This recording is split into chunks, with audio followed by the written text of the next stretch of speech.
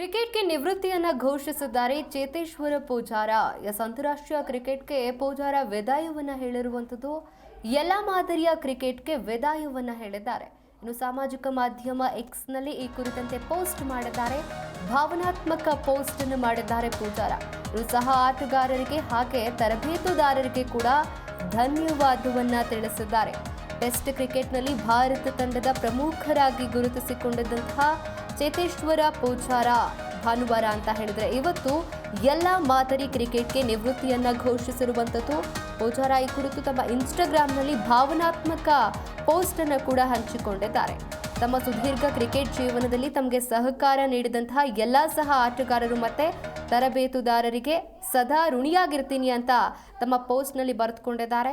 ಭಾರತದ 8ನೇ ಅತಿ ಹೆಚ್ಚು ರನ್ ಗಳಿಸಿದಂತಹ ಆಟಗಾರನಾಗಿ ಪೂಜಾರ ನಿವೃತ್ತಿರಾಗ್ತಾ ಇದ್ದಾರೆ. 103 ಪಂದ್ಯಗಳಲ್ಲಿ 19 ಶತಕಗಳು ಸೇರಿದಂತೆ 43.60 ಸರಾಸರಿಯಲ್ಲಿ 7,195 ರನ್ ಗಳಿಸಿದ ಇವರು ಟೆಸ್ಟ್ ಕ್ರಿಕೆಟ್ನಲ್ಲಿ ವಿಶೇಷ ಸಾಧನೆಯನ್ನ ಮಾಡಿದ್ರು. ಇದೀಗ ಅಂತಾರಾಷ್ಟ್ರೀಯ ಕ್ರಿಕೆಟ್ಗ ಪೂಜಾರ ವಿದಾಯವನ್ನ ಹೇಳ್ತಾ ಇರುವಂಥದ್ದು. ಕ್ರಿಕೆಟ್ಗೆ ಎಲ್ಲ ಮಾದರಿಯ ಕ್ರಿಕೆಟ್ಗೆ ವಿದಾಯವನ್ನ ಹೇಳ್ತಾ ಇದ್ದಾರೆ. ಈ ಕುರಿತಂತೆ ತಮ್ಮ ಸಾಮಾಜಿಕ ಮಾಧ್ಯಮದಲ್ಲಿ ಪೋಸ್ಟ್ ಅನ್ನ ಕೂಡ ಮಾಡ್ಕೊಂಡಿದ್ರು. ಈ ಬಗ್ಗೆ ಇನ್ನಷ್ಟು ಮಾಹಿತಿ ಕೊಡ್ತಾರೆ ನಮ್ಮ ಪ್ರತಿನಿಧಿ ಮಲ್ಲಿಕಾರ್ಜುನ್ ಪಾಟೀಲ್. ಇನ್ನು ಕ್ರಿಕೆಟ್ಗೆ ನಿವೃತ್ತಿಯನ್ನ ಘೋಷಿಸಿರುವಂತದ್ದು ಚೇತೇಶ್ವರ ಪೂಜಾರ್ ಯಾಕಾಗಿ ನಿವೃತ್ತಿ ಘೋಷಿಸಿದ್ರು ಅಂತ ಕಾರಣ ತಿಳಿಸೋದಾದ್ರೆ? ಕಾರಣ ಅಂತಂದ್ರೆ ಖಂಡಿತವಾಗ್ಲೂ ಈಗ ಟೆಸ್ಟ್ ಕ್ರಿಕೆಟ್ ಅನ್ನೋದು ಯಂಗ್ ಟೀಮ್ ಆಡ್ತಾ ಇದೆ. ಮುಂದಿನ ಪೀಳಿಗೆ ಅಂದ್ರೆ ಮುಂದಿನ ಹಂತದ ನಾವು ವರ್ಲ್ಡ್ ಟೆಸ್ಟ್ ಚಾಂಪಿಯನ್ಶಿಪ್ ಅಂತ ನೋಡ್ಬೇಕಂದ್ರೆ ಯಂಗ್ ಟೀಮ್ ನ ಈಗಾಗಲೇ ಆಸ್ಟ್ರೇಲಿಯಾ ವಿರುದ್ಧ BCCI ಕಣಕ್ಕಿಳಿಸಿತ್ತು. ಇನ್ ಮುಂದೆ ಈ ಒಂದು ತಂಡದಲ್ಲಿ ಅವಕಾಶ ಸಿಗಲ್ಲ ಅನ್ನೋದು ಖಂಡಿತವಾಗ್ಲೂ ಪೂಜಾರ ಅವ್ರಿಗೂ ಕೂಡ ಕನ್ಫರ್ಮ್ ಆಗಿತ್ತು. ಈಗ ನೋಡಿ, ರೋಹಿತ್ ಶರ್ಮಾ ಅವರು ರಿಟೈರ್ಮೆಂಟ್ ನ ಕೊಟ್ಟಿದ್ರು, ಅದ್ರ ಜೊತೆಗೆ ವಿರಾಟ್ ಕೊಹ್ಲಿ ಕೊಟ್ಟಿದ್ರು, ಅಶ್ವಿನ್ ಕೊಟ್ಟಿದ್ರು. ಅದಾದ ನಂತರ ಒಬ್ಬ ಟೆಸ್ಟ್ ಕ್ರಿಕೆಟ್ ನ ಮಿಸ್ಟ್ರಿ ಮ್ಯಾನ್ ಅಂತಾನೆ ಕರೆಸ್ಕೊಂಡಿದ್ದಂತಹ ಈಗ ನಮ್ಮ ಪೂಜಾರ ಅವರು ಕೂಡ ರಿಟೈರ್ಮೆಂಟ್ ಕೊಟ್ಟಿದ್ದಾರೆ. ಒಂದು ಲೆಕ್ಕಾಚಾರದಲ್ಲಿ ನೋಡಿ, 2010ರಿಂದ 2025 ಕೂಡ ಈತ ಟೆಸ್ಟ್ ಕ್ರಿಕೆಟ್ ನ ಕಾಯಂ ಆಟಗಾರ ಆಗಿದ್ರು.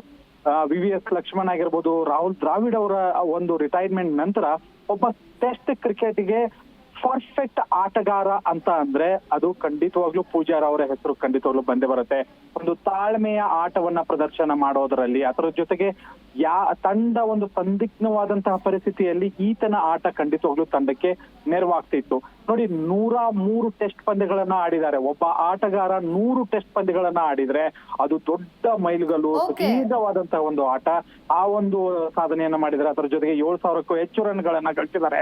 ಅದರಲ್ಲೂ 2017-18 ಆಸ್ಟ್ರೇಲಿಯಾ ಟೂರ್ ಏನಿತ್ತು ಅದು ಯಾವತ್ತೂ ಮರೆಯಲಾಗದಂತಹ ಟೂರ್. ಆ ಒಂದು ಸರಣಿಯನ್ನು ಗೆಲ್ಲೋದಕ್ಕೆ ಪೂಜಾರ ಒಂದು ದೊಡ್ಡ ಕೊಡುಗೆಯನ್ನ ನೀಡಿದ್ರು.